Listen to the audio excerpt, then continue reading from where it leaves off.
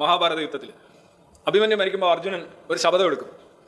24 മണിക്കൂറിനുള്ളിൽ ഈ അഭിമന്യുവിനെ കൊന്നവനെ ഞാൻ കൊല്ലും എന്ന് പറയുന്നത്. അങ്ങനെയാണ് ഇദ്ദേഹം സോളാർ എക്ലിപ്സ് ഒക്കെ ഉണ്ടാക്കുന്നത് അദ്ദേഹത്തിൻ്റെ ചക്ര ഉപയോഗിച്ചുകൊണ്ട്. ആര്? ശ്രീകൃഷ്ണൻ. അപ്പോൾ ജയദ്രഥനാണ് അഭിമന്യുവിനെ കൊന്നത്. പലരും ചേർന്നാണെങ്കിലും അവസാനത്തെ വെട്ടിയവൻ ജയദ്രഥനാണ് എന്ന് റെക്കോർഡുണ്ടായിരുന്നു.